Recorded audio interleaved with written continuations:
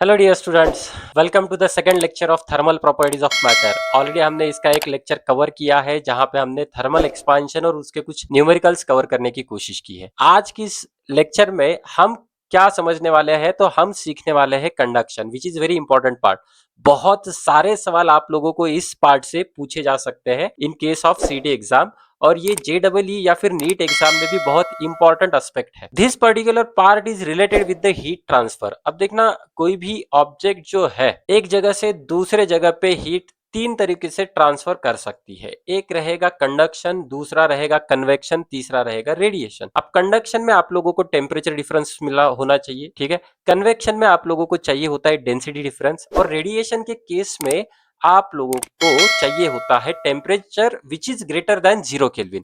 In that case radiate होने लगती है heat in the form of electromagnetic waves, ठीक है। तो हम 11th के इस चैप्टर में सीखने वाले कंडक्शन को। Convection it is out of scope of our syllabus for 11th as well as 12th। और रेडिएशन जो है ये हम 12th में देखेंगे, kinetic theory of gases and radiation वाले पार्ट में, ठीक है। So we will start with the session. तो कंडक्शन क्या होता है? It is the phenomenon of transfer of heat through one part of the object to the another from particle to particle in the direction of fall of temperature without any actual movement of the particles. तो ये mostly तो आप लोगों को solid में मिलेगा, solid के बारे में बात करेंगे, लिक्विड में भी मिल सकता है, लेकिन हम यहाँ पे सॉलिड के बारे में भी बात करेंगे, ठीक है।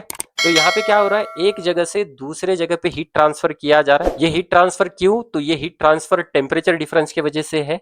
As we know that heat higher temperature to lower temperature flow करने लगता है, और ये जो हीट ट्रांसफर हो रहा है ना, यहाँ पे एक्चुअल मूवमेंट ऑफ पार्टिकल नहीं है, याद रखना। सो this is definition, basic definition of the conduction. Now the next important definition is the steady state. Now what is steady state? It is the state of the rod or the object in which temperature of each part becomes constant and there is no further absorption of heat anywhere in the rod is called as a steady state। मतलब अगर मैं ये rod ले रहा हूं और rod के किसी भी पोर्शन पे मैं टेम्परेचर चेक करने की कोशिश कर रहा हूं, तो हर जगह पे टेम्परेचर क्या होगा, मेरा सेम होगा। अब ये भाई साहब रॉड एनर्जी एब्जॉर्ब नहीं कर सकता या फिर एनर्जी ट्रांसफर नहीं कर सकता, क्योंकि हर जगह पे क्या हो रहा है, यहाँ पे टेम्परेचर सेम है, और this is called as a steady state, ठीक है। अब यहाँ पे देखना, मैं यहाँ पे एक वर्ड यूज कर रहा हूँ, टेम्परेचर इज कांस्टेंट या फिर टेम्परेचर डिफरेंस इज कांस्टेंट। अगर मैं ये दो पॉइंट कंसीडर करूं, तो इस दो पॉइंट में यहाँ पे अगर टेम्परेचर है 20 डिग्री, यहाँ पे टेम्परेचर है 15 डिग्री, और यहाँ पे टेम्परेचर है 10 डिग्री, तो आप लोग ये दो पोर्शन देख पा रहे हो। तो इस पोर्शन में टेम्परेचर डिफरेंस है 5 डिग्री का, और इस पोर्शन में भी टेम्परेचर डिफरेंस है 5 डिग्री का। तो अगर टेम्परेचर डिफरेंस ही मेरा हर जगह पे कांस्टेंट है, तो हीट नहीं फ्लो होगा। तो वर्ड को समझना, in steady state temperature of each part of the rod is constant but it is not same, ठीक है। कांस्टेंट रहेगा, टेम्परेचर डिफरेंस कांस्टेंट रहेगा, लेकिन सेम नहीं रहेगा। Next the most important part, temperature gradient. तो ग्रेडियंट का मतलब यहाँ पे समझ लेना, अगर मैं किसी भी क्वांटिटी को लेंथ से डिवाइड करता हूं तो वो ग्रेडियंट बनता है। तो हमने थ्रू आउट 11th और 12th तीन ऐसे डेफिनेशंस देखने की कोशिश की है, जिनमें से एक है टेम्परेचर ग्रेडियंट, दूसरा है potential gradient, that is E is equal to V by D, या फिर E is equal to minus dV by dx differentiation के फॉर्म में। तो ये होता है मेरा potential gradient, and that is nothing but the electric field. Third है वेलोसिटी ग्रेडियंट, ये आप लोगों ने फ्लूइड मैकेनिक्स में सीखा है। वेलोसिटी ग्रेडियंट मुझे मिल जाएगा dV by dx। Similar to that मुझे यहाँ पे मिलने वाला है टेम्परेचर ग्रेडियंट, मतलब change in temperature divided by change in length is called as a temperature gradient, okay. तो टेम्परेचर ग्रेडियंट आप लोगों को मिल जाएगा delta theta divided by delta x. इसका जो एसआई यूनिट है, एसआई यूनिट मिल जाएगा आप लोगों को केल्विन पर मीटर, और इसके डायमेंशंस मिल जाएंगे m0 l⁻⁻1 t0 k⁻+1। तो ये इसके dimension. Sometimes this can be used as degree Celsius पर मीटर, इस तरह से भी हम इसको यूज कर सकते हैं, क्योंकि टेम्परेचर डिफरेंस केल्विन स्केल में भी सेम होता है और सेल्सियस स्केल में, इन दोनों में टेम्परेचर डिफरेंस की वैल्यू सेम हो। तो this is regarding the temperature gradient. Next, now the next part is the coefficient of thermal conductivity. अब किसी भी सॉलिड में जब मेरा हीट फ्लो होने लगता है, किसी भी सॉलिड में, ओके, हीट फ्लो होने लगता है, और ये जो rate of flow of heat है that is Q divided by T या फिर dQ बाई dt। इस dQ बाई dt को कहा जाता है हीट करंट, याद रखना, क्योंकि हम ये एनालॉजी यूज करने वाले हैं करंट वाली। current, voltage and resistance. That is, rate of flow of heat through the cross section of the conductor is directly proportional to the surface area and directly proportional to the temperature gradient. तो यहाँ पे दो चीजें हैं, एक रहेगा ऐसा लिख लेते हैं delta Q by delta T, ये भी चल जाएगा, या फिर D Q by D T is directly proportional to the area of cross section and it is directly proportional to the temperature gradient. ठीक है, अगर ये प्रोपोर्शनलिटी हटाना है तो एक कांस्टेंट लेना पड़ता है and this constant is called as a coefficient of thermal conductivity. So this will be equal to delta theta divided by delta x. तो आप लोग देख सकते हो के की वैल्यू मुझे यहाँ पे मिल जाएगी, K is equal to delta Q by delta T divided by A into delta theta by delta x. So this is going to be the coefficient of thermal conductivity. इसका यूनिट क्या रहेगा, तो unit देखना heat joules में रहेगा, time second में रहेगा, area metre square में रहेगा, चेंज इन टेम्परेचर केल्विन में रहेगा और चेंज इन लेंथ मीटर में रहेगा. तो आप लोग देख सकते हो यहाँ से एक मीटर, यहाँ से एक मीटर कैंसिल, तो ये मुझे मिल जाएगा जूल्स पर सेकेंड पर मीटर पर केल्विन, या फिर जूल पर सेकेंड को मैं यहाँ पे लिख सकता हूँ जूल पर सेकेंड. ये जो चीज है this is nothing but the watt, तो ये बन जाएगा वैट्स पर मीटर पर kelvin. So this is going to be the ऐसा यूनिट. और आप लोग यहाँ से इसके डायमेंशंस निकाल लो, अगर आप लोगों को प्रोसीजर पता है तो आप लोग डायमेंशंस निकाल सकते हो. ठीक है, डायमेंशंस रटने की जरूरत नहीं है, एक प्रोसीजर है स्टैंडर्ड जहां पे आप लोगों को कुछ 15 से 20 फॉर्मूलेज याद रखने हैं, वहां से आप लोग ये याद रख सकते हो.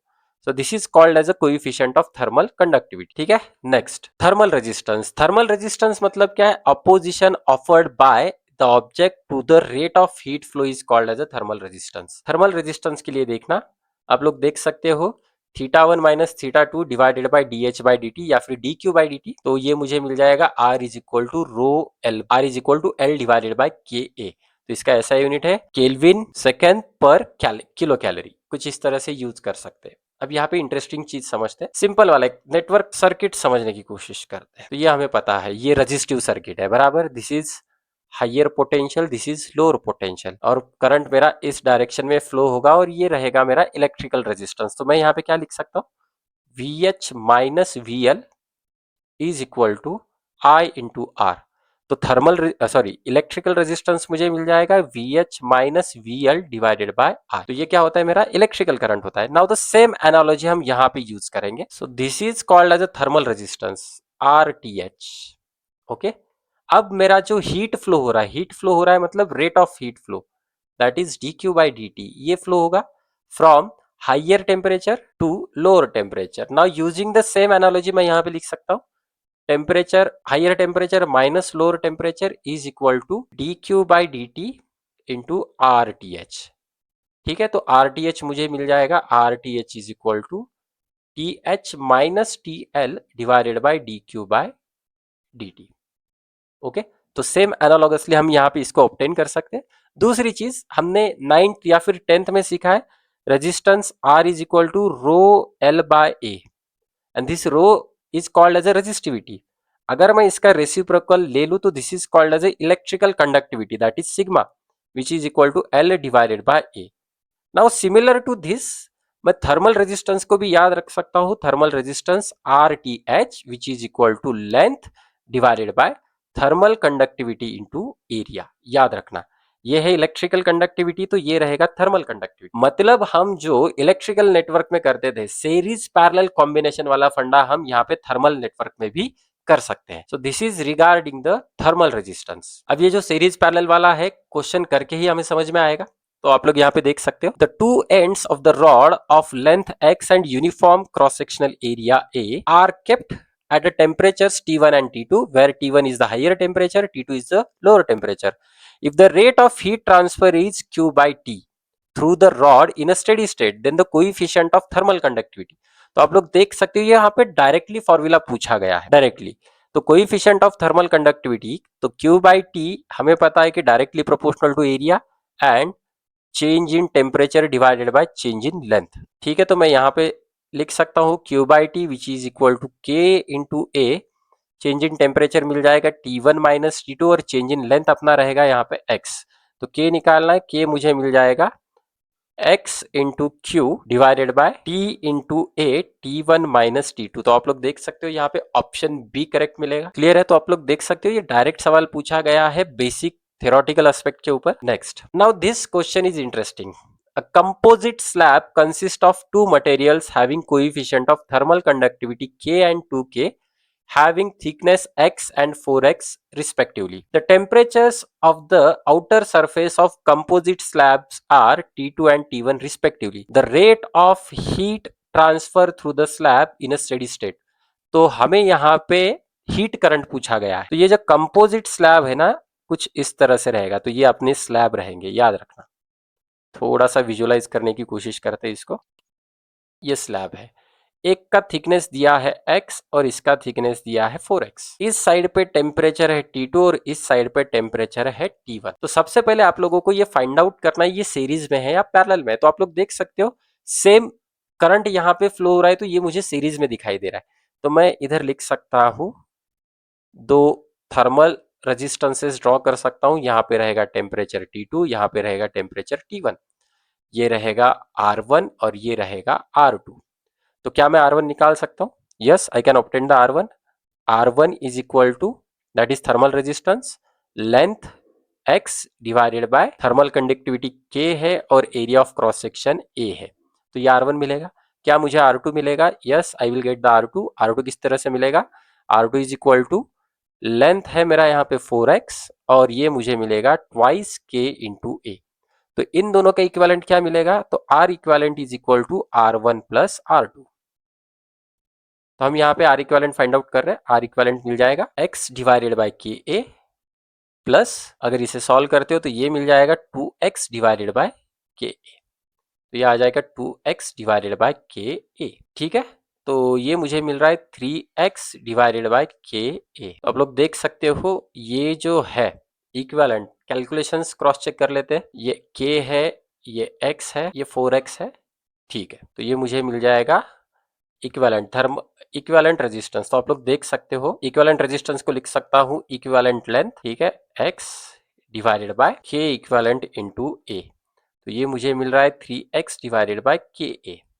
Again we need to cross check this, फिर से एक बार क्रॉस चेक करना पड़ेगा। तो इसको हम R इक्विवेलेंट ही रख देते हैं, डोंट वरी। तो ये R इक्विवेलेंट हो जाएगा। अब इसका जो इक्विवेलेंट सर्किट बनेगा, ये इक्विवेलेंट सर्किट बनेगा कुछ इस तरह से।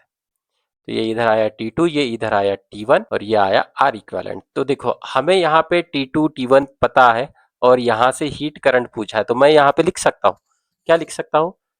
T2 minus T1 which is equal to heat current dQ by dt into R equivalent. हमें यहाँ पे रेट ऑफ हीट ट्रांसफर पूछा गया है, तो मतलब dQ बाई dt पूछा गया है।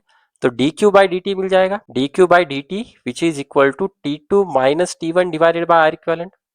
Substitute the value of R equivalent, T2 minus T1 divided by 3x divided by KA।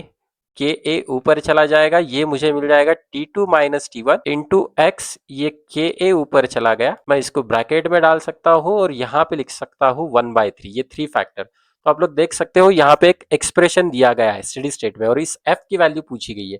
तो f का वैल्यू हमें यहाँ पे मिल रहा है 1/3। f का वैल्यू कितना मिलेगा? 1/3। तो ऑप्शन डी अपना यहाँ पे करेक्ट रहेगा। आगे बढ़ते और एक सवाल करेंगे। Rate of flow of heat through the cylindrical rod is h1 and temperature at the end of the rod are T1 and T2 if all the dimensions of the rod become double and temperature difference remains the same, the rate of flow of heat becomes। तो देखना एक rod है, सारे के सारे dimension इसके double होने वाले हैं। तो rate of heat flow that is dQ by dt दिया है which is equal to K into A delta theta divided by delta x. Again यहाँ पे आप लोग देख सकते हो टेम्परेचर डिफरेंस सेम है, टेम्परेचर डिफरेंस सेम है, सेम रॉड है तो K भी सेम रहेगा। तो ये जो dQ बाई dt है that is directly proportional to area and inversely proportional to the length. तो यहाँ पे लिख सकता हूँ इस dQ बाई dt को h is directly proportional to area and inversely proportional to the length. ये मुझे मिल जाएगा h1 by h2 is equal to a1 by a2 into delta x2 divided by delta x1। अब area, सो वो आ जाएगा, यहाँ पे मैं लिख सकता हूँ R1 square divided by R2 square into simply x2 divided bye x1। तो ये दो चीजें मिल जाएगी।